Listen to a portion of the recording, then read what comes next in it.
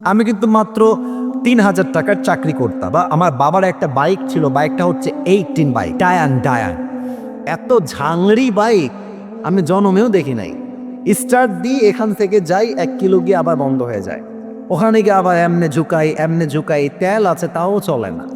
তবুও কোন মতে ঠেলে ঠুলে চালাইছি কয়েক মাস যাবে। আচ্ছা, একটা পর্যায়ে গিয়ে এমন একটা অবস্থা হলো আমার পকেটের, যে তেল যে ভরবো ভাই, কেউই টাকা আমার পকেটে নাই। তা আব্বাকে বললাম, আব্বা मैं माफ़ी भी मांगता हूँ, दुआ भी मांगता हूँ, আমার দ্বারা এই বাইক আর চলবে না, তোমার বাইক তুমিই রাখো। তা আব্বা বললো, কি করব বাইকটা, আমার পায়ে তো ব্যথা, আমি তো হার্টের রোগী, এটা কি সেল করে দিব? বললাম, বিক্রি করে দাও, আমি এটা বিক্রি করে সাইকেল কিনবো, সাইকেলের চাইতে ভালো হবে আমার জন্য।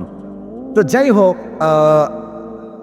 বাইকটা বিক্রি করব ভাব, মানে এটা এইভাবে কখনো আমি আগে কোনো মাহফিলে বলি নাই, এতটা ব্যাখ্যা দিয়ে বলি নাই, আজকে বলছি বাইকটা বিক্রি করে দিব অভাবের জন্য। বাট বিশ্বাস করেন, সেই সময়টা প্রতিদিন তাহাজ্জুদ পড়তাম, প্রতিদিন আল্লাহকে বলতাম যে আল্লাহ তুমি আমাকে কবুল করো, আমার চেষ্টা কবুল করো। আর আমি দুইজনের ওয়াজ খুব বেশি শুনতাম, এক আজহারির ওয়াজ শুনতাম খুব বেশি, আর একজন আমি আল্লামা দেলোয়ার হোসেন সাঈদীর ওয়াজ খুব বেশি শুনতাম সেই সময়ের কথা। It has been 3 years or maybe 4 years back, 3 বা 4 বছর আগের কথা। তো হঠাৎ করে আমি একদিন জুমার খুতবা দিলাম, আমি আবারও বলছি এই কথা কিন্তু আমি কখনো কোথাও আপনার শোনেন নাই, আমি আজকেই বলছি। তো জুমার খুতবা দিলাম, আমি প্রায় 1 বছর যাবৎ জুমার খুতবা দিই, ভিডিও আপলোড হয়, কিন্তু কখনো কোনো রেসপন্স আসে না, আই মিন কেউ দেখে না ভিডিও।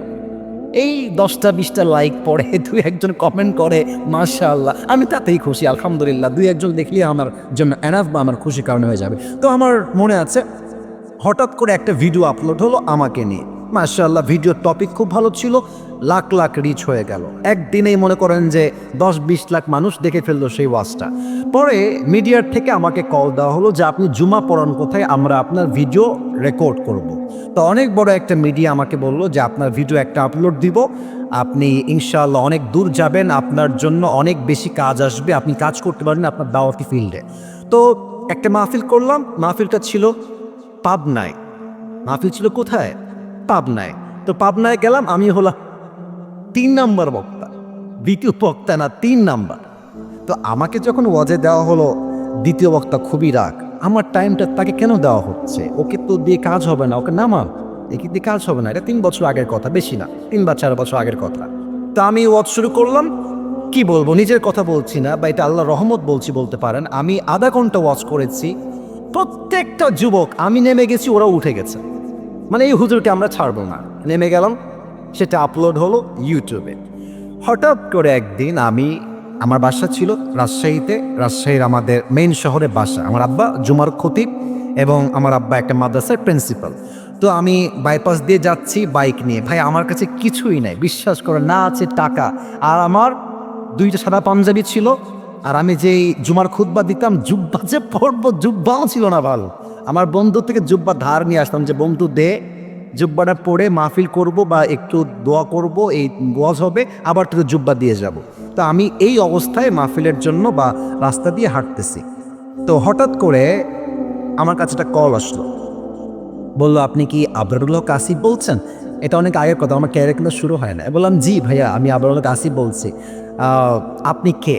তো বললো যে আমি অমুক জেলার থেকে বলছি, আপনার একটা মাহফিলের ডেট লাগবে। শুনে কলিজায় এত শান্তি লাগলো যে আলহামদুলিল্লাহ, আল্লাহ হয়তো আমার রাস্তা খুলতেছে, এই তো রাস্তা আমার খুলে যাচ্ছে। তা আমি একটু ভাব নিলাম, আমার কিন্তু ডেট মেট কিছুই নাই।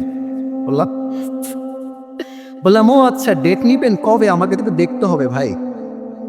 তো বলছে যে ভাই, ডেটটা আমরা 2 মাস পরে নিব, যদি আপনি ডেট দেন তাহলে আমরা। ও তো ভাবছে মাশাআল্লাহ, মিলিয়ন মিলিয়ন ভিউ, এ তো অনেক বড় বক্তা হবে রে ভাই। তো আমি একটু ভাবতাম, নিয়ে বললাম ঠিক আছে, আমি ডায়েরি দেখে আপনাকে বলছি। আমার ডায়েরিতে কোনো ডেটই নাই।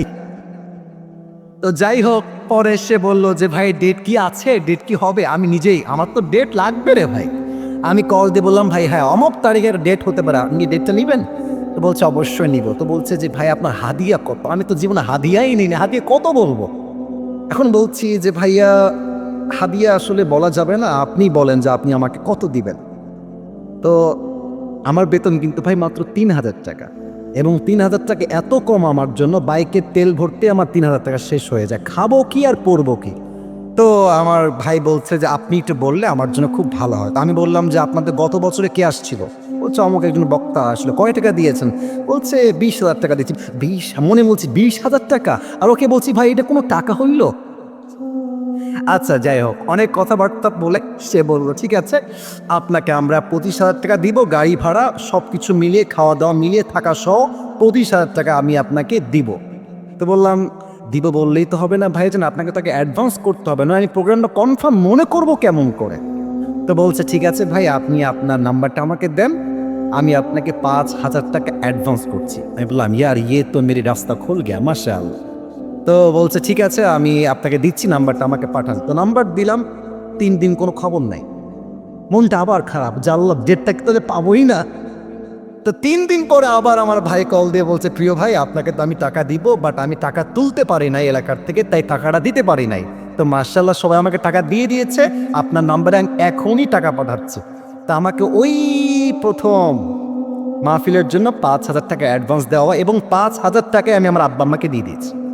যাহা তোমরা নাও, বিশ্বাস করেন ওই যে আমার জার্নি শুরু হলো। আল্লাহু আকবার, কি বলবো এখন, এমন একটা দিন নাই যেই দিন শত শত কল আসে না। আসিফ হুজুরকে লাগবে আপনাদের কি, আমাকে বলে 3 লাখ নিবেন, 2 লাখ নিবেন, 1.5 লাখ নিবেন, কত খালি বলেন না আপনার ক্যামেরা চাই। আপনি বলবেন হুজুর আপনি এত লম্বা স্টোরি কেন বললেন? 1 ঈমান, 2 হচ্ছে তাকওয়া। এই 2টা থাকলে বান্দার সফলতাকেও আটকায় রাখতে পারে না, ঠিক কিনা বলে? ওয়ারযুকুহু মিন হাইথু লা ইয়াহতাসিব, তোমার রিজিক আমি এমন জায়গার থেকে দিব তুমি কখনো কল্পনাই করতে পারবে না।